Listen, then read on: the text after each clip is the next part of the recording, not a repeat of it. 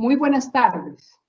Un saludo afectuoso de nuestra presidenta del Consejo Superior de la Judicatura, la doctora Diana Alexandra Remolina Botía, de los demás miembros de nuestra corporación. Continuamos con la cuarta videoconferencia del ciclo de capacitaciones en Derecho Disciplinario denominada Dogmática del Código Disciplinario del Abogado y tipicidad de las faltas de la Ley 1123 de 2007. Hoy nos acompañan dos formadores expertos en temas de derecho disciplinario y de derecho penal, como lo es el doctor Camilo Montoya Reyes, magistrado de la Sala Jurisdiccional Disciplinaria, quien se ha desempeñado en diferentes cargos de la rama judicial, como magistrado auxiliar de la Sala de Casación Penal de la Corte Suprema de Justicia, como procurador delegado ante la misma corporación y procurador judicial. Hoy nos hablará sobre la dogmática del Código Disciplinario del Abogado, analizando los fundamentos legales, filosóficos y teóricos de esta nueva normativa. A su turno, la doctora Elka Venegas, magistrada de la Sala Jurisdiccional de Bogotá, desde su amplia trayectoria profesional y académica como juez de la especialidad penal, directora nacional de fiscalías, fiscal delegada ante la Corte Suprema de Justicia y vicefiscal general de la Nación, disertará sobre la tipicidad en la Ley 1123, explicando algunos elementos normativos, descriptivos y característicos de las conductas que el legislador ha considerado como faltas disciplinarias. Tan pronto finalice la exposición, se dará respuesta a algunas de las preguntas que ustedes tengan a bien formular por nuestro chat de participación. Las inquietudes técnicas sobre conexión, registro y evaluación de esta actividad pueden también sugerirlas durante el desarrollo de esta videoconferencia, que serán con mucho gusto atendidas por todo el personal de nuestra escuela judicial dispuesto para ello. Asimismo, al concluir la capacitación, se habilitarán en su pantalla dos códigos QR para el registro de asistencia y la evaluación del curso. Gracias, doctor Camilo Montoya, por su generosidad, por compartir su tiempo y su conocimiento a todos los servidores de la rama judicial y a los actores del sector justicia, precisamente en especialidad disciplinaria. Bienvenido, doctor Camilo Montoya. Muchas gracias, doctora Mari Lucero. Es un privilegio para mí participar en estos ciclos de capacitación que enhorabuena ha programado y está llevando a cabo la Escuela Judicial Rodrigo Lara Bonilla, en cabeza de su directora, la doctora Mari Lucero. Mi saludo cordial a la doctora Diana Alexandra y a mi colega también magistrada de la Sala Seccional Jurisdiccional Disciplinaria Seccional, la doctora Elka Venegas, quien también esta tarde es conferenciante. Saludo cordial a todos los ingenieros que han hecho posible esta transmisión y a todos los funcionarios, abogados que están conectados, atentos a lo que les podamos compartir con mucho cariño y sobre todo con mucha humildad, porque sabemos que a nivel seccional hay magistrados que tienen mucha experiencia, mucho conocimiento y quieren desempeñar de la mejor manera su labor. A los empleados, a nuestros equipos de trabajo, que son los que en el día a día están haciendo que avance esta rueda de la Administración de Justicia. Como siempre, la advertencia que hago al comienzo, además de agradecerle a la doctora Mari Lucero su confianza en este servidor, la advertencia que hago, pues que como miembro de la Sala Jurisdiccional Disciplinaria, tenemos nuestro vocero, en este caso nuestra vocera, nuestra presidente de la sala, y que en esta charla académica, en esta conferencia, no comprometo el criterio de la sala, lo hago como académico, como catedrático, como formador de la escuela, a mucho honor, de lo cual me siento muy feliz y orgulloso. Entonces, les quería comentar frente a la dogmática del derecho disciplinario en el tema de los abogados y concretamente referidos a la tipicidad, les quería comentar que mi charla va a versar sobre dos temas fundamentales. Primero, unos aspectos generales sobre la tipicidad en derecho disciplinario de los abogados, recogido la sanción y la falta y la sanción en la Ley 1123 de 2007, y seguidamente algunas referencias a algunos aspectos polémicos de tipicidad en derecho sancionatorio de los abogados en cuanto tiene que ver con algunos ingredientes normativos del tipo disciplinario y también algunos aspectos que tienen que ver con ingredientes subjetivos especiales que curiosamente también aparecen consagrados en el tipo disciplinario. Comencemos con señalar esos aspectos generales y diremos pues que la tipicidad en el derecho disciplinario opera, ya lo ha destacado la Corte Constitucional y nuestra sala lo ha venido señalando desde que se creó. Entonces, esa categoría dogmática de la falta disciplinaria, como es la tipicidad, es una emanación del principio de legalidad. Y también tenemos que señalar de que, si bien es cierto, el derecho disciplinario tiene su propia dogmática, se ha ido construyendo, se ha ido haciendo camino al andar en el campo científico. Hoy debemos trabajar y seguir trabajando porque el derecho disciplinario tenga su dogmática propia, no solo como un pregón, sino como algo real, algo que estamos construyendo. Y yo creo que lo estamos haciendo y lo estamos logrando. Esta forma de capacitación, precisamente en este campo específico del derecho sancionatorio, es una forma de establecerlo. Entonces les decía que como derecho sancionador, que es el derecho disciplinario, mutatis mutandi, o cambiando lo que se deba cambiar, podemos decir entonces que las garantías y las estructuras propias del derecho penal, en muchas ocasiones esas garantías serán aplicadas y operarán en el ámbito del derecho sancionatorio. Siempre y cuando ha señalado la jurisprudencia constitucional y la de nuestra sala, siempre y cuando se respete la estructura propia del derecho disciplinario. No podemos estar importando en forma acrítica figuras dogmáticas, garantías. Garantías, pues no tiene problema, porque un esquema garantista se recibe con beneplácito. Pero en muchas ocasiones hay que tener en cuenta aspectos que le son propios del derecho disciplinario. Por ejemplo, en sede de tipicidad, y con esto comenzamos, el numerus apertus, el sistema de numerus apertus, que opera a diferencia del sistema de numerus clausus que opera en derecho penal. También sabemos que en sede de culpabilidad, en derecho disciplinario, el dolo y la culpa son formas de culpabilidad, siguiendo un esquema antaño clásico, mientras que en derecho penal, por el esquema finalista que se maneja, el dolo y la culpa son formas de tipicidad. Y por eso hablamos en derecho penal de tipicidad objetiva, tipicidad subjetiva.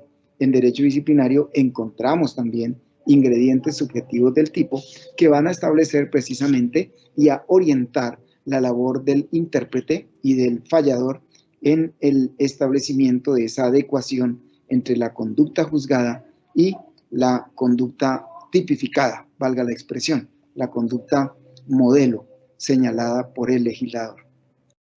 ¿De dónde emana ese principio de tipicidad? Emana como una garantía que surge del principio de legalidad y se recoge en el apotegma, para terminar la parte general, se recoge en el apotegma nulo crimen, nula pena, sine previa, estricta, scripta y certa ley. Es decir, la conducta tiene que estar primero que todo recogida en una norma, en un tipo, en este caso el tipo disciplinario, y en forma cierta, con claridad, en forma expresa, en forma previa a la comisión de la conducta, tiene que estar expedida y aprobada y vigente la ley respectiva que recoge el modelo de conducta. Y también escrita, porque pues si bien es cierto el derecho consuetudinario tiene vigencia y aplicación, en nuestro ámbito nuestro derecho es positivo y lo recogemos y lo exigimos, sobre todo para efecto sancionatorio, que esté expresamente señalado en la ley escrita. También la ley previa, como les decía, y con esto se recoge el concepto de la tipicidad, emanación del principio de legalidad. También hablamos que por ser un derecho sancionatorio, podemos y hablamos de conducta típica, de conducta antijurídica, por lo menos en sede de la responsabilidad de los abogados. También se utiliza la expresión ilicitud sustancial en sede de antijuridicidad, referida al derecho disciplinario con mayor vigencia hacia el ámbito de los funcionarios. Y conducta culpable como otra categoría dogmática de la falta. Ya en términos de algunos aspectos concretos referidos al tema de la tipicidad, pues encontramos que el derecho disciplinario utiliza, como todos sabemos, el sistema de números apertus, que como bien consiste, es decir, utiliza tipos abiertos. Tipos abiertos que de entrada nos dicen que tenemos que construir una proposición jurídica adecuada, de tal manera que para establecer que una conducta es típica, no basta cotejar la conducta objeto de juzgamiento con el respectivo tipo que describe la falta. Recuerden, siempre tenemos que integrarlo con un deber. ¿Por qué? Porque la falta consiste en una infidelidad o en una transgresión al deber funcional. En este caso, al deber funcional que le es exigible al abogado, al jurista, por virtud de esa relación con el cliente y a su vez como una especie de coadministrador de justicia. A diferencia de lo que existe en otros regímenes, donde el abogado es juzgada su conducta no por una autoridad judicial, sino por otro tipo de corporaciones o otro tipo de entes como los colegios de abogados. En este caso, en el caso colombiano, es una jurisdicción, la jurisdicción disciplinaria, lo cual dota de garantías, porque todo ese esquema garantista propio de la jurisdicción y del debido proceso jurisdiccional se aplica también al juzgamiento de los abogados. Sobre las referencias, algunas faltas, quiero comentar que nuestro código en el artículo 28, permítanme, les voy a compartir pantalla para mostrarles cómo ustedes van a encontrar que el código disciplinario establece las faltas en el caso de los abogados, como ocurre también en el caso de los funcionarios, integrando en el artículo 28, que ustedes lo pueden ver acá, los deberes del abogado. Entonces, de acuerdo al deber, en el artículo 30, en la columna de la mano izquierda, ven ustedes allí las faltas. Entonces, las faltas aparecen del artículo 30 de la ley 1123 de 2007 al artículo 39. Ya con posterioridad al 39, en el 40 encontramos el tipo de sanciones y ya algunas agravantes en el 43 parágrafo y en el 45 los criterios para graduar la sanción. Pero miren, por ejemplo, aquí cómo he querido integrar para que ustedes tengan claro que de acuerdo a la falta disciplinaria se integra con la transgresión de un deber. Entonces, por ejemplo, aquí encontramos en el artículo 30 una falta contra la dignidad de la profesión y en el artículo 28 encontramos el deber en el numeral sexto, que es colaborar leal y legalmente con la recta y cumplida realización de la justicia y los fines del Estado. Antes, por ejemplo, esta falta en el 30, numeral 2, en el Código del 71 era más genérica. Se le prohibía al abogado el estado de la embriaguez. Ahora se incluyó un ingrediente normativo, a lo cual me quería referir, que muchas faltas de los abogados, lo cual es propio del derecho sancionatorio y del derecho penal, viene enriquecida. La descripción de la conducta típica aparece enriquecida con ingredientes normativos. ¿Por qué digo enriquecida? Utilizo el término a propósito, doctores. ¿Por qué? Porque es un beneficio para los efectos de la graduación de la conducta, del cotejo que se hace entre conducta real y conducta positivizada o tipificada.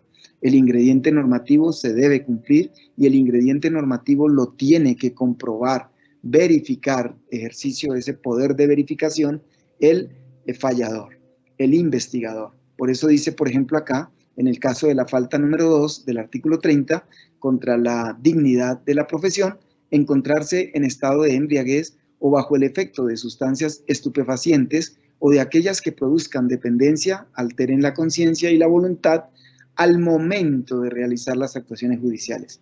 ¿Notan? Por eso refería que en el 71 era una falta más genérica.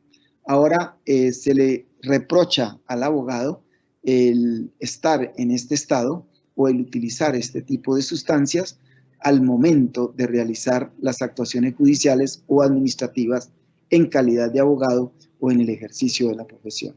También puede ocurrir que las haya consumido previamente y al momento de la diligencia se esté en ese estado, caso en el cual ese ingrediente normativo, como ustedes notan, es un ingrediente de tiempo que limita el alcance y la aplicación del tipo disciplinario. Ahora noten también que, como todo tipo sancionatorio, es clave que tengamos, por cierto, que en derecho sancionatorio lo odioso se restringe y lo favorable se amplía. Quiere ello significar que cuando nosotros estamos cotejando la conducta con el tipo disciplinario, tenemos que tener en claro que la intelección que hagamos del tipo debe ser de tipo restrictivo. Es decir, nunca interpretar el tipo disciplinario como ningún tipo sancionatorio con carácter extensivo ni analógico. ¿Por qué? Porque estamos sancionando. Y repito la expresión, lo odioso se restringe, lo favorable se amplía. Aquí encontramos otras faltas como provocar o intervenir voluntariamente en riñas o escándalo público originado en asuntos profesionales. Entonces, ahí hay que tener en cuenta en qué ámbito de intervención actúa el abogado, porque el abogado puede intervenir, en ese momento fue llamado y estuvo allí, está, por ejemplo, en un desalojo, en una diligencia, en un allanamiento o cualquier tipo de diligencia que se esté practicando donde él fue informado y él llegó allí, hecha la claridad de que los allanamientos pues no se anuncian, ¿no? Pero puede ocurrir que estando allí se entere el abogado o estando en un desalojo o una diligencia de tipo policivo, se formó una riña o un altercado o un enfrentamiento con la autoridad pública. En ese caso, pues hay que, al juzgar la conducta, tener en cuenta que el abogado no es el provocador de la situación. Y la intervención, pues es una intervención que debemos entender con carácter restrictivo hacia el sentido de intervenir voluntariamente en la riña o en el escándalo, pero no como abogado. Aquí sí es curioso, ¿me explico? Es que ahí el abogado puede estar en un momento dado sembrando la paz o se vio inmerso en la situación. Entonces miren cómo tenemos que interpretar el provocar o el intervenir voluntariamente, que lo utilizó allí otro ingrediente normativo utilizado por el órgano legiferante para limitar el alcance prohibitivo del tipo disciplinario. Y aparece obviamente el numeral séptimo del deber que le es exigible al abogado: observar y exigir mesura, seriedad, ponderación y respeto en sus relaciones con los servidores públicos, colaboradores, auxiliares de la justicia, la contraparte, los abogados y las demás personas que intervengan en asuntos de su profesión. Estas faltas, vamos a referirnos ahora a algunas en particular para señalar las limitantes que se dan al momento de interpretar y sobre todo también algunos casos de concurso, porque hemos visto que algunos operadores aplican el concurso en forma indebida. Por ejemplo, vamos a la falta del artículo 30, numeral cuarto, donde dice obrar con mala fe en las actividades relacionadas con el ejercicio de la profesión. Hay que tener en cuenta, doctores, que esta falta es una falta descrita muy genérica en su descripción, hace gala de la característica del famoso numerus apertus y sobre todo de la utilización de tipos abiertos, a diferencia de los tipos cerrados que son de mayor aparición en el derecho penal. Pero eso no significa que nosotros, la laxitud del legislador, la aplique también esa laxitud el operador, el investigador o fallador o el juez disciplinario. Esa laxitud se le permitió al legislador, pero miren cómo ese tipo disciplinario lo tenemos que interpretar de cara al deber que se está transgrediendo, porque de lo contrario la tipicidad quedaría incompleta. Y entonces, obrar con mala fe, pues muchas actuaciones van a ejecutarse o se van a poder leer o denotarán una actuación maliciosa de parte del abogado, un actuar de mala fe. Y algunos operadores han llegado a incluir en forma indebida el concurso de tipos disciplinarios acá. Por ejemplo, el abogado que utiliza poderes falsos, pues está obrando de mala fe, doctores. Si el abogado utiliza poderes falsos, está obrando de mala fe. ¿Y qué ocurre allí? Que al utilizar el poder falso, entonces el operador dice, está incurriendo en dos faltas. Utilización de poderes falsos y a la vez está obrando de mala fe. Y aquí tenemos que tener sumo cuidado al encuadrar típicamente la conducta, porque estaríamos violando primero el universal principio del non bis in idem, estaríamos imputando dos veces el mismo hecho que por pretexto de que encaja en dos descripciones de conducta, y ello no sería lo viable.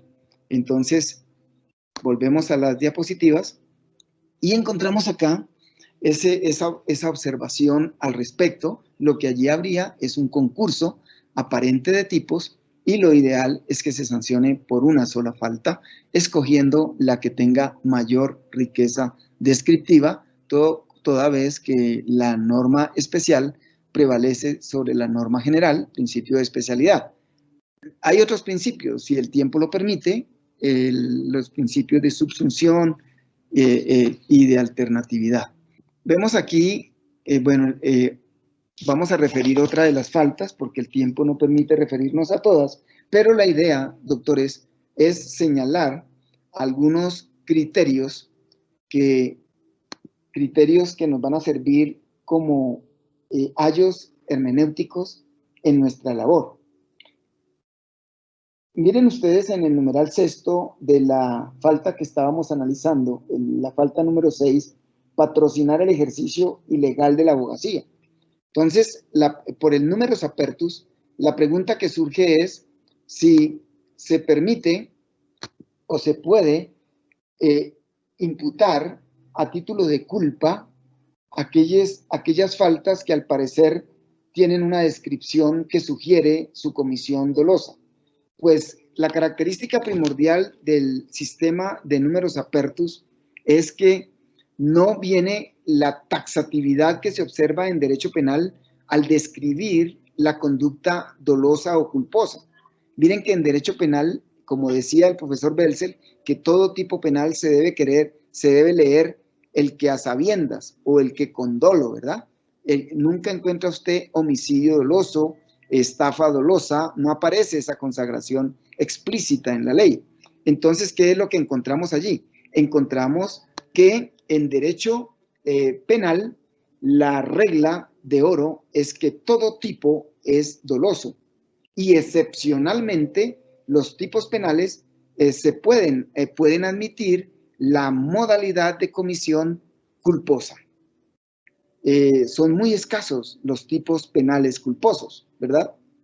No ve usted un delito sexual culposo, un aborto culposo, un tráfico de estupefacientes culposo. En cambio, en derecho disciplinario, por el sistema del numerus apertus, ha dicho la Corte Constitucional y la Sala también lo ha sostenido, es el operador, es el intérprete, el que determina, examinando en primer lugar el modelo de descripción de la conducta, el modelo de descripción de la ley 1123 y la hipótesis fáctica concreta que él está cotejando para establecer si esa hipótesis fáctica concreta encuadra en el tipo disciplinario, pero no porque expresamente la ley señale que ese tipo solo se podrá cometer a título de dolo o a título de culpa.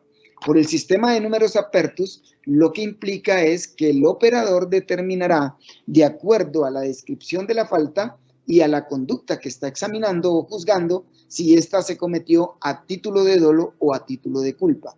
Salvo, hecha la claridad, salvo aquellas hipótesis excepcionales donde claramente el órgano legiferante limitó la modalidad de comisión de la conducta. En sede disciplinaria diríamos, limitó la modalidad de culpabilidad.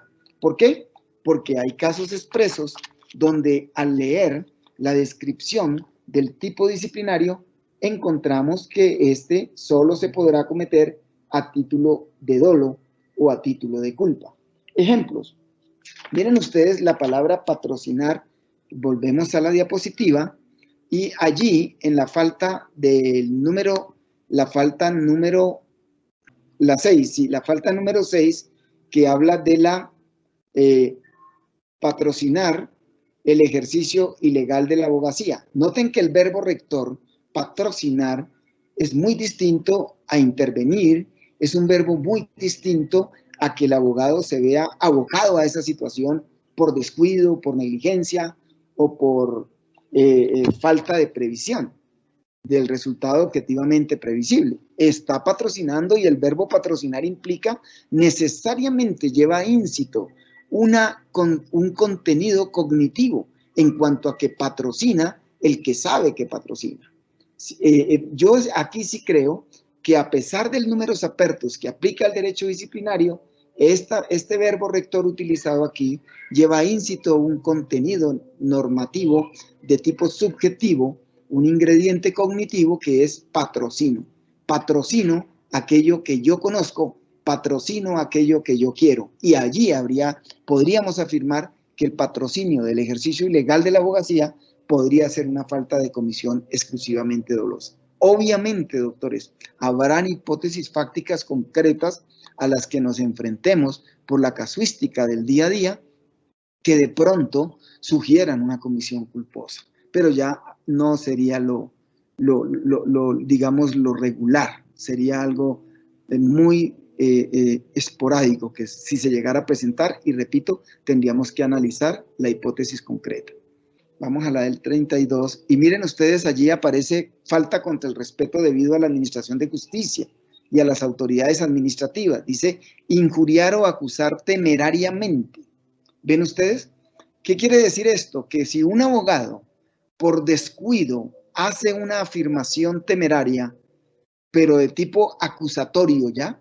Acusar, atribuir al servidor público en forma temeraria a los abogados y a las demás personas que intervengan en los asuntos profesionales, esa acusación se refiere a hechos delictivos, a faltas disciplinarias o a conductas reprochables, o que bien configuran una injuria, un agravio, un irrespeto o una acusación temeraria. Entonces miren ustedes que la palabra temerariamente implica ese ánimo, ese ingrediente subjetivo de el conocimiento de que se actúa indebidamente, de que se está transgrediendo ese deber de guardar la mesura, la seriedad, la ponderación y el respeto en las relaciones con los demás colegas o con los servidores públicos. Otra falta sobre la cual lo estamos haciendo así en forma, digamos, no haciendo una revisión de todas porque el tiempo no lo permitiría.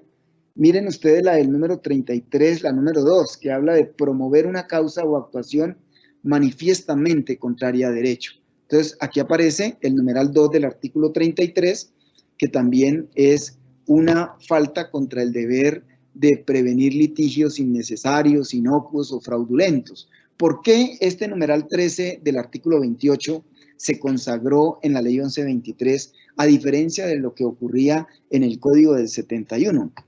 Doctores, porque en el código del 71 el ámbito en el cual se actuaba era un ámbito donde el abogado era más dialéctico, el abogado era aquel polémico, el abogado era instruido en las universidades para hacer confrontación. para discutir. Hoy en día el proceso contemporáneo, incluido el proceso penal, se pinta más como un proceso de mesa redonda. Más que hablar de contraparte, hablamos de un proceso entre partes. Del abogado más que un zanjador, un entrabador de conflictos, hoy en día es un buscador de soluciones alternativas. Hoy en día inclusive es una cátedra en las facultades de Derecho, la solución alternativa de los conflictos. De hecho, la Escuela Judicial ha venido capacitando arduamente sobre ese tema. Entonces, debido a eso es que, ven acá, vamos a la diapositiva nuevamente, encontramos que es una falta disciplinaria promover una causa, una actuación manifiestamente contraria a derecho, pero también el no hacer uso, el no promover aquellas soluciones y en lugar de ello entrabar la actuación. Permítanme si la ubicamos por acá. Miren ustedes, proponer incidentes, la número 8, proponer incidentes, interponer recursos, formular oposiciones o excepciones manifiestamente encaminados a entorpecer o a demorar el normal desarrollo de los procesos y de las tramitaciones legales y en general el abuso de las vías de derecho o su empleo en forma contraria a su finalidad. Entonces, aquí encontramos que ese manifiestamente encaminados pues lleva un ingrediente subjetivo que permite ubicar esa conducta como dolosa, ¿sí? Entonces, cuando el tipo disciplinario emplea ese tipo de ingredientes normativos, nosotros no podemos decir que sobre pretexto del numerus apertus vamos a sancionar la conducta cometida residualmente a título de culpa, porque ahí sí tenemos que tener sumo cuidado, porque no lo consagró así el legislador. Entonces, ¿cómo opera el numerus apertus? El numerus apertus opera en la medida en que la descripción del tipo disciplinario, en la medida en que la descripción del tipo permita esa degradación de la conducta en la modalidad de culpabilidad culposa, valga la redundancia. De lo contrario, no. Lo mismo puede ocurrir con algunas faltas que pueden ser cometidas a título de culpa. Por ejemplo, en el 37, numeral primero, vamos a encontrar que es falta contra la diligencia profesional el demorar, utilicemos la diapositiva, 37. Aquí está. Demorar la iniciación o prosecución de las gestiones encomendadas. Claro, si se lee el epígrafe del bien jurídico o del deber que se está consagrando, que es el deber de la debida diligencia profesional, pues cualquiera podría pensar que esta falta solo admite la comisión culposa. Y efectivamente ha sido la tesis mayoritaria de la sala. Sin embargo, repito, sin comprometer el criterio, en el caso de este servidor, opino que esta falta también se puede cometer a título de dolo.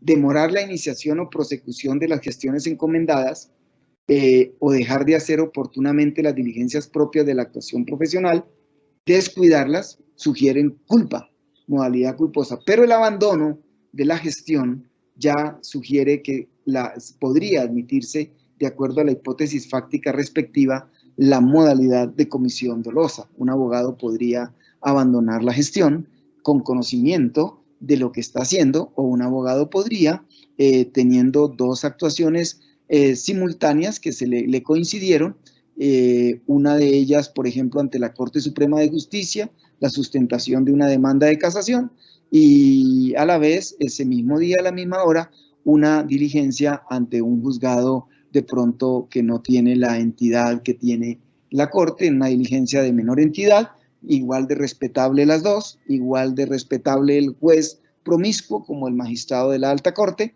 Sin embargo, el abogado razona diciendo, por ejemplo, que él prefiere asistir a la Corte Suprema de Justicia, a la sustentación de la casación, le pagaron más, qué sé yo, y que unas copias disciplinarias compulsadas por la Corte, pues pueden en principio llevar más connotación que unas copias compulsadas por un juez promiscuo o por un juez municipal. Y allí el abogado dice, no, yo voy a esta, después excusaré, después explicaré o afronto el proceso disciplinario por aquel y no este. Y decide allí cómo decir nosotros, doctores, que esa falta es culposa.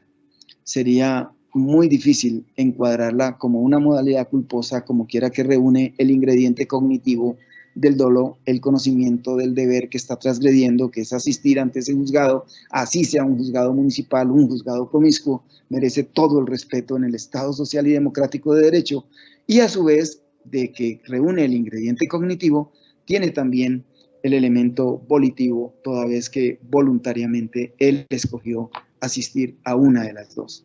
O cuando le dice, señora, si no me paga la parte restante de los honorarios, ya llevamos tanto tiempo, usted no me ha cumplido, yo no voy a esa audiencia y haga lo que quiera, afronto la consecuencia que se venga.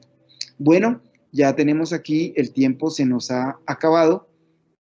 En conclusión, doctores, sería anotar que es clave tener en cuenta que el hecho de que rija en derecho disciplinario, en sede de tipicidad, el sistema de números apertos, el hecho de que se acuda a los tipos abiertos, el hecho de que se acuda a las normas de reenvío o normas en blanco, que se integran con otro tipo de plexos normativos. Eso no significa que tengamos esa laxitud al momento de encuadrar la conducta. Para eso utilizaremos los ingredientes normativos y aquellos ingredientes de tipo subjetivo que sugieren la comisión de una modalidad específica de la conducta. Y si no se reúne ese contexto normativo previsto por el legislador, es mejor declarar atípica la conducta sin que con ello estemos propiciando la impunidad. Obviamente, el abogado es un coadministrador de justicia y termino mi frase citándoles a esta expresión tan bella de Lacouture cuando señala, Eduardo Lacouture cuando dice, la abogacía es una ardua fatiga puesta al servicio de la justicia. Esta frase que aparece en los mandamientos del abogado nos enseña por qué muchas veces la abogacía es ingrata en cuanto a la relación con los clientes y el cuidado que tenemos que tener también al juzgar la conducta de los abogados. Hay muchas faltas que a veces se miran apresuradamente o inopinadamente, como el cobro exagerado de honorarios. Hay que tener en cuenta, doctores, que los honorarios se pactan en un contrato de tipo bilateral, en un contrato intuito personae, y al abogado se le adquiere y se le contrata precisamente por toda la experiencia, todo el conocimiento que él tiene. Entonces, con esa frase termino y agradezco a la doctora Mari Lucero la oportunidad que me ha brindado. Muchas gracias, doctora. A usted, doctor Camilo, muchas gracias por su disertación, que seguramente da luces y orientaciones en la aplicación de esta importante ley 1123 del 2007. Quiero preguntarle, a través del chat nos han hecho preguntas y quisiera aprovechar la oportunidad. Sé que el tiempo avanza, dos preguntas nada más, doctor Camilo. Una de las preguntas se refiere, ¿se configuraría la falta del artículo 32 de la ley 1123 de 2007 cuando la actuación impropia del profesional del derecho se realiza en desarrollo de las asambleas generales o ante los consejos de administración de propiedad horizontal?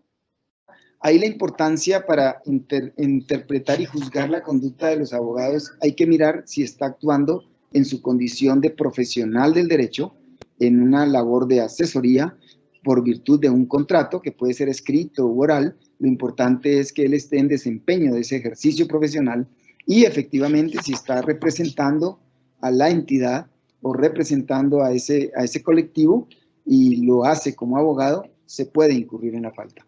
La del 32, numeral segundo, doctora, 32. Sí, claro. Artículo. Claro, el 32, que tiene que ver con el respeto a la administración de justicia, si el abogado lo está actuando y respeta, como dice la norma, a las demás personas que intervengan en esos asuntos profesionales, puede incurrir en la falta, que es muy aparte a la facultad de ver que él tiene de denunciar lo que él observe irregular. Una segunda pregunta, doctor Montoya, de conformidad con la jurisprudencia de la Corte Constitucional, ¿Cuál es su opinión frente a la revelación del secreto para impedir la comisión de un delito? ¿La revelación de qué, doctora? La revelación del secreto profesional para impedir la comisión de un delito. ¿Cuál es su opinión? Bueno, ahí tenemos que tener en cuenta que el sigilo o secreto profesional ampara al abogado, como lo ampara al psicólogo, como ampara al sacerdote, al pastor religioso, y ya es una cuestión que queda sujeta al libre albedrío del funcionario. En principio, no se le puede exigir que revele ese secreto. No se le puede exigir porque se está hablando de una conducta ex ante que es supuestamente para prevenir la comisión de un delito que no se ha cometido. Y si con posterioridad a la comisión de la conducta no le puedo exigir al abogado que revele información referente a la que le otorgó el cliente, con mayor razón previamente, sobre pretexto de que vamos a prevenir la comisión de un delito. Otra cosa es que el abogado lo haga y ya en la fase de juzgamiento, en el estadio correspondiente, donde estemos juzgando la conducta del abogado, esto opere como una causal de justificación y el abogado diga, lo hice para evitar un mal mayor o sacrifiqué el cumplimiento de este deber funcional de lealtad, de privacidad y de compromiso con mi cliente para evitar que se cometiera esta conducta. Y será objeto de juzgamiento en hipótesis concreta por parte del fallador. Muchísimas gracias, doctor Camilo Montoya, por su intervención. Lo invitamos nuevamente para que usted siga colaborando con la Escuela Judicial en estos temas de importancia jurídica para esa jurisdicción disciplinaria tan importante. Quiero darle la bienvenida a la doctora Elka Venegas Ahumada, magistrada de la Sala Jurisdiccional Disciplinaria Seccional Bogotá. Bienvenida, doctora Elka. Buenas tardes, doctora. Buenas tardes, doctor Camilo. Un saludo especial para las magistradas y magistrados del Consejo Superior de la Judicatura, de la Sala Jurisdiccional Disciplinaria de esa honorable corporación, a los colaboradores de la Escuela Judicial Rodrigo Lara Bonilla, y también un saludo muy especial a los magistrados del Consejo Superior de la Judicatura, para las magistradas también de la Sala Disciplinaria y magistrados del Consejo Superior de la Judicatura, a los miembros de la Escuela Judicial, a su directora y especialmente a todas las personas que nos acompañan el día de hoy. Deseo de corazón que todos se encuentren bien en esta situación tan alarmante y preocupante que aqueja a nuestro país y al mundo en general. El propósito de esta conferencia es hacer un énfasis sobre la importancia de la tipicidad en la dogmática del derecho jurisdiccional disciplinario, en los procesos seguidos contra los profesionales del derecho, sin pretender con ello desconocer que el derecho disciplinario, sin duda alguna, no es un apéndice del derecho penal.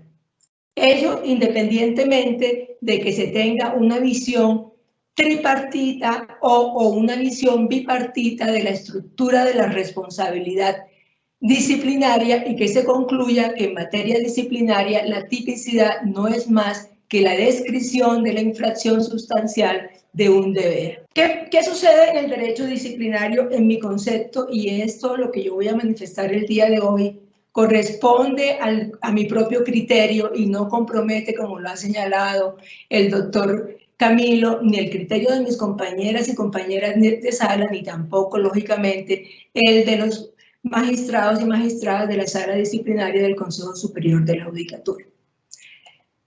Para mí, la primera referencia que tenemos que hacer en materia de tipicidad es la relacionada con el sujeto activo.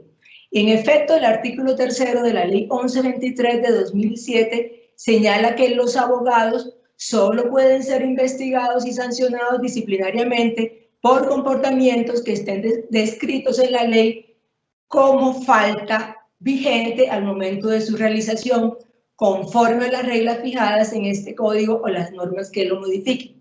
Por su parte, el artículo 17 consagra que solo constituye falta disciplinaria y da lugar a la imposición de sanción la comisión de cualquiera de las conductas previstas como tales en ese código. A su vez, el artículo 19 indica que son destinatarios del Código de los Abogados solamente los profesionales que en ejercicio de su profesión cumplan con la misión de asesorar, patrocinar, asistir a las personas naturales o jurídicas, tanto de derecho público como de derecho privado, en la ordenación y en el desenvolvimiento de sus relaciones jurídicas. Así se encuentren excluidos o suspendidos del ejercicio de la profesión. Así las cosas, de una interpretación sistemática de las anteriores normas, se concluye que los abogados solo pueden ser investigados por faltas previamente descritas como tales en la Ley 1123 de 2007 y que esa normatividad solo es aplicable a los abogados titulados o con licencia provisional cuando actúen en los términos descritos en el artículo 19 ya citado. Recordemos, como es de todos ampliamente sabido, que de acuerdo con la jurisprudencia de la Corte Constitucional y de la Sala Disciplinaria del Consejo Superior de la Judicatura, los profesionales del derecho no pueden ser investigados por esta jurisdicción por conductas desarrolladas en el ámbito estrictamente personal o privado. Verbigracia, el no pago del arriendo de sus oficinas. Por ejemplo, más que ahora en estos tiempos de pandemia, donde aunque grandes cadenas como Tostado no han podido pagar los arriendos, no se podría decir entonces que ese comportamiento pueda generar que se formule una queja disciplinaria contra un abogado. O también aquellos casos en que los abogados adquieren créditos que le han sido otorgados por sus clientes, no pueden ser calificados sin más como actuaciones de mala fe relacionadas con el ejercicio de la profesión. Se requiere de algún otro ingrediente que permita concluir que efectivamente ha existido aprovechamiento de la relación profesional para que el abogado acceda a la concesión o el otorgamiento de ese crédito por parte de su cliente. Este tipo de quejas deben ser objeto de desestima o inhibitorio de plano conforme a lo previsto en los artículos 68 y 69 de la Ley 1123 de 2007. Esto significa entonces que estamos frente a un sujeto activo calificado que no se satisface con el mero hecho de que la persona tenga la calidad de profesional del derecho o que sea abogado titulado con licencia provisional, entiéndase licencia temporal conforme a lo previsto en el artículo 31 del decreto 196 de 1971. Se requiere entonces, para poder adelantar la correspondiente investigación e imputar la comisión de una falta disciplinaria, que se den los presupuestos ya enunciados, consagrados en el artículo 19 de la Ley 1123 de 2007. Ahora bien, tradicionalmente se ha definido el tipo como la descripción abstracta que hace el legislador de una determinada conducta considerada como reprochable a la que le asigna una consecuencia jurídica denominada sanción. La doctrina y la jurisprudencia suelen clasificar los tipos penales o disciplinarios en tipos cerrados, abiertos o en blanco. Algunas veces se utiliza indistintamente estas dos últimas categorías y en otras ocasiones se les diferencia para concluir que se trata de especies diversas. Los tipos cerrados, como lo ha señalado el doctor Camilo, son profusamente usados en el Código Penal y son aquellos que contienen en su descripción todos los elementos estructurales de la conducta calificada como delito, en ese caso. Sujeto activo, verbo rector, elementos normativos, subjetivos y la sanción. Por su parte, los números en blanco y o abiertos se han definido como aquellos en los que la conducta reprochable, si bien está consagrada en la ley como falta o delito, no está completamente descrita en el tipo. Verbigracia, una previsión genérica o un deber que son definidos concretamente en otra norma, ley o reglamento, o porque contienen conceptos jurídicos indeterminados que son determinados con la interpretación y aplicación que efectúa el juez al momento de realizar la correspondiente adecuación típica. lo que no significa que el juez tenga una libertad absoluta para hacer esa concreción de los que se conoce como conceptos jurídicos indeterminados. Pues bien, en mi concepto, resulta claro que en el caso de los funcionarios judiciales, en la Ley 734 de 2002, con excepción de las faltas gravísimas, que son tipos disciplinarios cerrados, el legislador hizo un uso preferente de los tipos disciplinarios en blanco, pues en el artículo 196 de dicha codificación se establece que constituyen falta disciplinaria y da lugar a sanción el incumplimiento de los deberes, prohibiciones, incursión en habilidades, impedimentos, incompatibilidades, etcétera. Y que esa inconcreción lleva al legislador a establecer en el artículo 163 de la misma Ley 734 de 2002 que al momento de proferir el pliego de cargos, este debe contener no solamente la descripción y determinación de la conducta investigada, sino también las normas presuntamente violadas.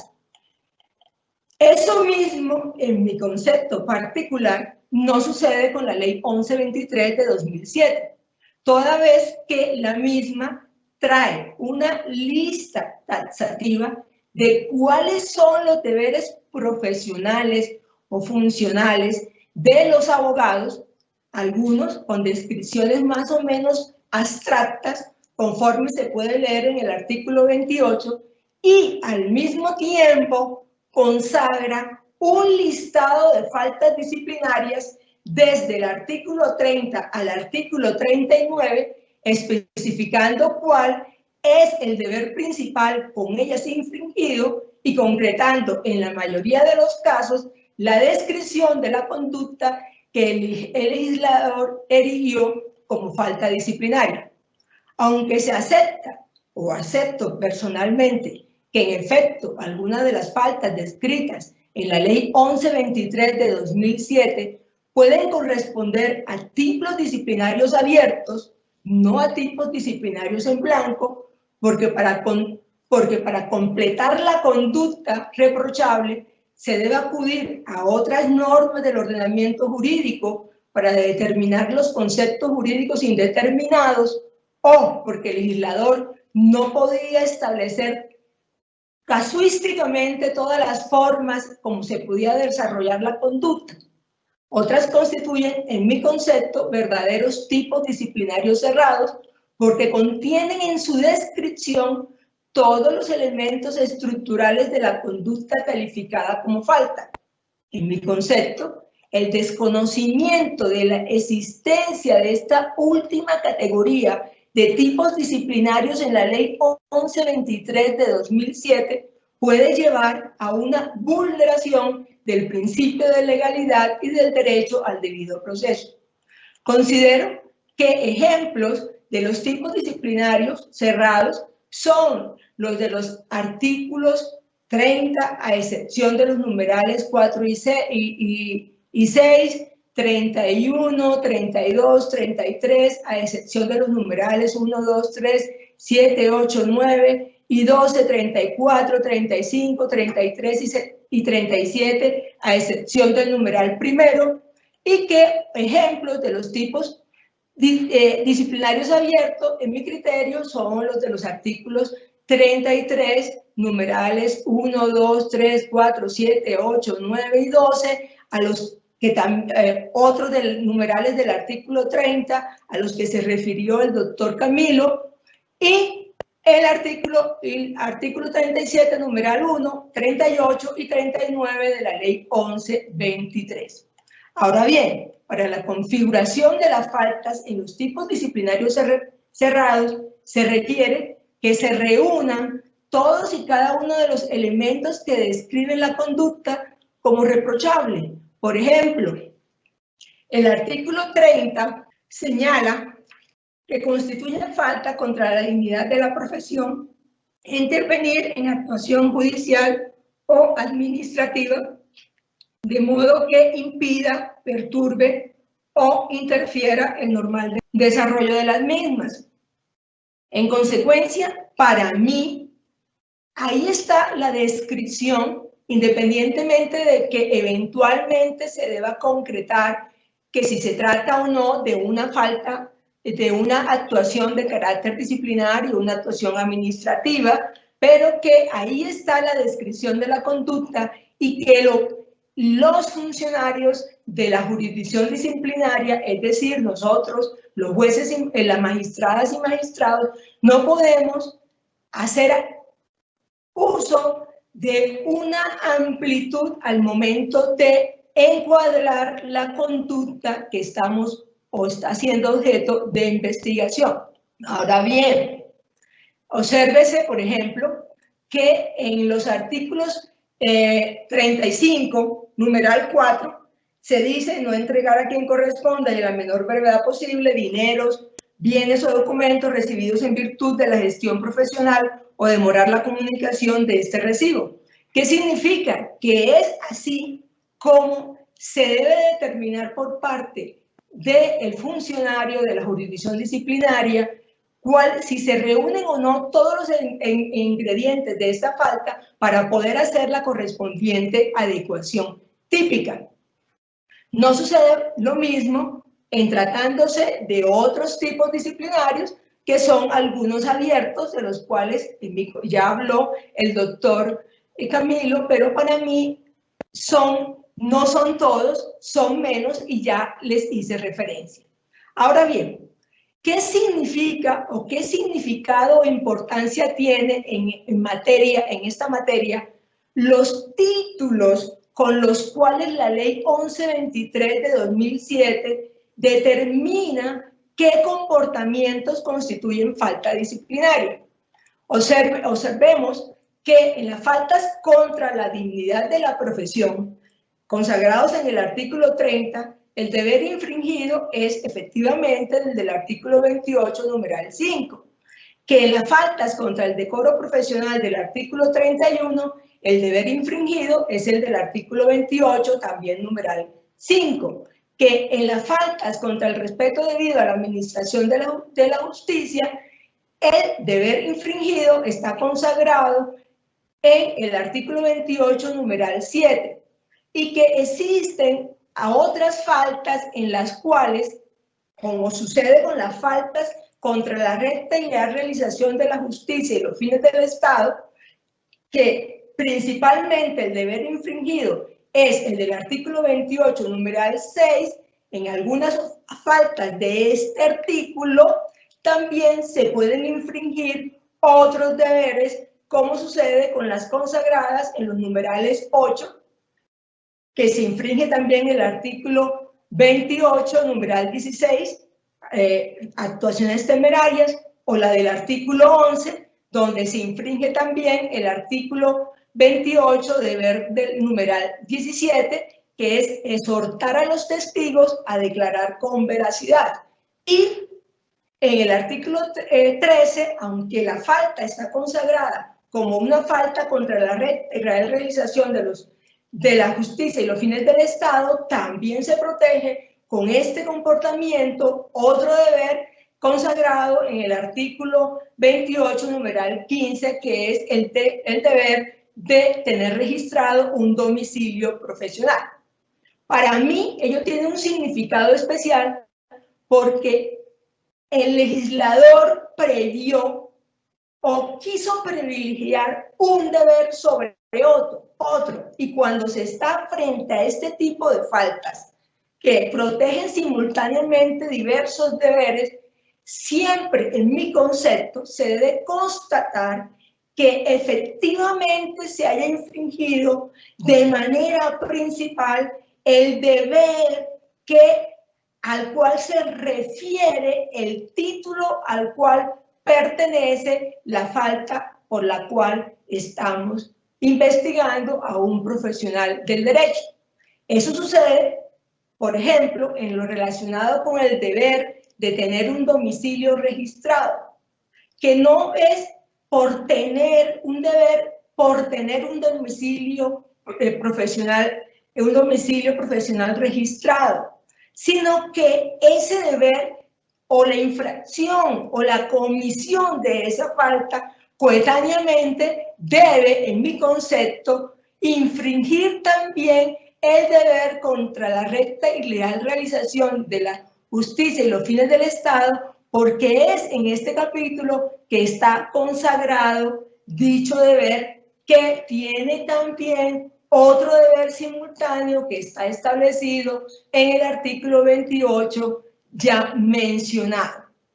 Esto adquiere singular importancia, por ejemplo, ahora en estos tiempos de pandemia, donde en virtud de algunos decretos de excepción o dictados al amparo de la emergencia económica o acuerdos expedidos por el Consejo Superior de la Judicatura, se ha dispuesto que los abogados tienen la obligación de registrar sus direcciones o correos electrónicos. Eso significa entonces que deberá en cada caso determinar si efectivamente el incumplimiento o no de esa disposición infringe los dos deberes que se pretendió por el legislador proteger con la consagración de este tipo disciplinario. Ahora bien, también tenemos otras faltas, como las faltas de lealtad con el cliente del artículo 34, que los deberes son dos: los deberes del artículo 28, numerales 8 y 18, como sucede con las faltas de los literales A, B, C, D y H. Y aquí sí quiero hacer un especial énfasis en que en el artículo 28, numeral 8, se hace referencia a el deber que tienen los profesionales del derecho de informar sobre o rendir cuentas de la gestión en términos de veracidad. E igualmente, ¿cuál es la importancia que en esta falta se hable de que son faltas contra el cliente? ¿Por qué? Porque en algunas oportunidades nosotros podemos ver que existen abogados que actúan a nombre propio o como apoderados judiciales de las sociedades de las cuales forman parte. En esas condiciones, entonces, deberá tenerse en cuenta en cada situación particular si efectivamente se está infringiendo o se está incurriendo en una falta de lealtad para con el cliente, o cuando los abogados actúan en causa propia y eventualmente dejan de incumplir o no formulan un recurso en tiempo, se podría hablar, me pregunto yo, de la comisión o de la incursión de ese abogado en la falta del artículo 37, numeral 1 de la ley 1123. En mi concepto, no. Ahora bien, no me voy a detener en las demás referencias, porque sí quiero hacer alusión a algunos tipos disciplinarios que en mi concepto pueden generar confusión porque parecen estar regulados en diversas normas. Por ejemplo, en el artículo 30, numeral 7, se dice que incurre en falta o constituye falta contra la dignidad de la profesión obtener clientes aprovechándose de una situación de calamidad. Y a su turno, el artículo 35, numeral 1, dice que constituye falta a la honestidad o a la honradez del abogado acordar, exigir u obtener del cliente o de un tercero remuneración o beneficio desproporcionado con aprovechamiento de la necesidad. En esos eventos pareciera ser que la conducta podría encuadrarse en uno u en otro sentido y le corresponde al operador o al funcionario judicial determinar cuál de las dos faltas tiene una mayor riqueza descriptivas para hacer debidamente la adecuación típica y no incurrir en concursos indebidos o en concursos aparentes de faltas disciplinarias, como ya lo señaló el doctor Camilo Montoya. Eso también aparece, por ejemplo, con la falta del artículo 37, numeral 3, que es obrar con negligencia en la administración de los recursos aportados por el cliente para cubrir los gastos de los asuntos encomendados. Con la del artículo 35, numeral 5, que dice que no rendir las cuentas o informes de la gestión o manejo de bienes. Obsérvese que una tiene en su misma descripción jurídica o en su misma descripción el término negligencia. Significa que esa primera solo se podrá imputar a título de culpa y la segunda solo se podrá hacer a título doloso. Ahora bien, también sucede esa situación, en mi concepto, con el artículo 38 en la falta de promover o fomentar litigios innecesarios, inocuos o fraudulentos, y la del artículo 33 que habla de promover una causa o actuación manifiestamente contraria a derecho. Para mí, este planteamiento que se está haciendo para rescatar la importancia de la tipicidad en materia disciplinaria incide fundamentalmente en lo señalado en el artículo 105 de la Ley 1123 de 2007, que establece que la formulación de cargos debe contener en forma expresa y motivada la imputación fáctica y jurídica, así como la modalidad de conducta. Y también con lo señalado en el artículo 97 de la misma codificación, que establece que para proferir fallo sancionatorio se requiere prueba que conduzca a la certeza sobre la existencia de la falta y la responsabilidad del disciplinado.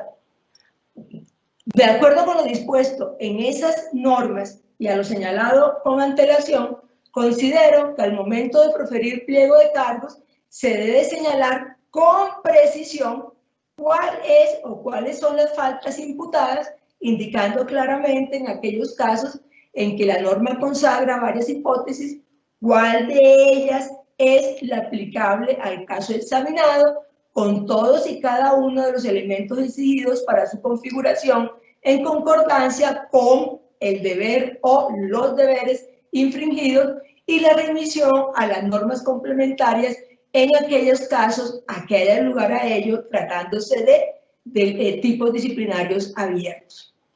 Otro tema que me corresponde es abordar lo relacionado con las causales de exclusión de responsabilidad disciplinaria. Como ya todos lo sabemos, están establecidas en el artículo 22 de la Ley 1123 de 2007 y se incluyó en esta conferencia su estudio porque considero que cuando la conducta es típica, pero la misma se cometió al amparo de una cualquiera de esas causales de exclusión responsabilidad disciplinaria, es deber del juez declararlo oportunamente, ya sea al momento de efectuar la respectiva calificación jurídica en la audiencia del artículo 105 de la Ley 1123 o en cualquier estado de la actuación, ya sea por escrito o en audiencia en aplicación del artículo 103 y video. ¿Cuáles son? Lo sabemos, obrar en circunstancias de fuerza mayor o caso fortuito, que están referidas a la imprevisibilidad e irresistibilidad. Un caso que se suele ocurrir con mucha frecuencia en nuestra jurisdicción es que cuando se investiga a un profesional del derecho por la falta del artículo 35, numeral 4 de la Ley 1123, relacionada por no devolver o a no hacer entrega a la menor brevedad posible de los dineros recibidos a nombre de su cliente, algunos de ellos suelen decir o alegan de que esos dineros los tenían guardados en una caja fuerte o que con esos dineros constituyeron CDTs o los consignaron en sus cuentas o que esos dineros que tenían guardados en una caja fuerte fueron objeto de hurto o que fueron sustraídos por sus dependientes judiciales. Yo considero que al estudiar estos hechos presentados como causales de ausencia de responsabilidad, se debe examinar concretamente el tipo disciplinario referido a la menor brevedad posible. ¿Por qué? Porque a la menor brevedad posible no significa que yo pueda constituir un CDT, o no significa que yo pueda tener por varios meses guardados en el cajón de mi escritorio los dineros que son de mi mandante. Y si yo he tenido durante varios meses guardados en el escritorio los dineros de mi mandante y resulta que esos dineros son sustraídos por el dependiente judicial, en mi concepto no se podría afirmar que se está en presencia o que se configura esta causal de ausencia de responsabilidad. La del numeral 2 dice que constituye causal de esa naturaleza obrar en estricto cumplimiento de un deber constitucional o legal de mayor importancia que el sacrificado. Existencia que exige esta falta, la existencia de dos deberes funcionales del abogado que entran en colisión y el sacrificio del deber de menor importancia. Suele también suceder que un abogado sancionado dice que actuó estando sancionado porque resulta que para el momento que empezaba a regir la sanción o cuando estaba rigiendo la sanción, se cumplía un término para formular un recurso en un proceso en nombre de su cliente y que en consecuencia se encontraba en una dicotomía en resolver y que optó por actuar sancionado porque no quería que con ello se vulnerara los intereses de su cliente al no interponer el respectivo recurso. Pues bien, ahí están en juego dos deberes: el respeto al régimen de incompatibilidades y el respeto a actuar con diligencia en el trámite de todas sus actuaciones como profesional del derecho. ¿Y qué considero? Que en estos eventos, para mí, el deber de mayor importancia y que no podía ser sacrificado era el deber de respetar el régimen de incompatibilidades, porque la misma ley 1123 de 2007 consagra en el artículo 28 la obligación al profesional del derecho de renunciar o sustituir los poderes cuando le es impuesta una sanción, ya sea de carácter disciplinario o de carácter penal, que le impide ejercer la profesión. Ahora, el tercero, obrar en legítimo ejercicio de un derecho, de una actividad lícita. El cuarto, obrar para salvar un derecho propio o ajeno al cual debe ceder el cumplimiento del deber en razón de la necesidad, adecuación, proporcionalidad y razonabilidad, que son los criterios de ponderación. En este caso, debo resaltar que respecto de una pregunta que se le hizo al doctor Camilo, la Corte Constitucional en sentencia C de constitucional, para hacer referencia en la sentencia C-301 de 2012, señaló o declaró exequible la expresión o que tenga necesidad de hacer revelaciones para evitar la comisión de un delito contemplada en esa disposición, siempre y cuando tal conducta se encuadre en una causal de exoneración, en la causal de exoneración consagrada en el numeral cuarto del artículo 22 de la ley 1123 de 2007. En consecuencia, es en ese sentido que se debe interpretar lo relacionado con el secreto profesional consagrado como un derecho en el artículo 74 de la Constitución Política. Ya estoy casi por finalizar. En el artículo 15, 5, el numeral 5 del artículo 22, se habla de obrar por insuperable ecuación ajena o miedo insuperable. En el artículo 6, de obrar con la convicción errada e invisible, que la conducta no constituye falta disciplinaria, y se debe resaltar en este punto que todos sabemos que el desconocimiento de la ley no sirve de excusa, y que suele suceder también que se alegue por parte de los abogados, de buena fe, lógicamente, que era que desconocían que tal comportamiento o que tal conducta estaba prevista en la ley 1123 de 2007 como falta disciplinaria. Finalmente, en cuanto a la causal del artículo 22, numeral 7, actuar en situación de inimputabilidad, no me voy a extender mucho, solamente sí quiero concretar que esa situación de inimputabilidad debe haber sido declarada por un dictamen correspondiente de medicina legal o un perito designado que efectivamente determine que al momento de la comisión de la falta el profesional del derecho se encontraba en esa situación de inimputabilidad. La conclusión es la que ya les he venido relacionando a lo largo de esta intervención, es la importancia de la tipicidad al momento de hacer la adecuación típica y la importancia de que cuando hagamos esa adecuación típica procuremos en la medida de lo posible hacer la diferenciación entre lo que en mi concepto realmente sí son tipos abiertos y en los que en mi concepto no son tipos abiertos sino tipos cerrados en sede de Ley 1123 de 2007. Muchas gracias. Un saludo para todos y les deseo de corazón que sigan bien con todas sus familias. Gracias. Doctora Elka Venegas, por su intervención importante sobre temas particulares del régimen disciplinario de los abogados, importante para la práctica de esta importante disciplina del derecho.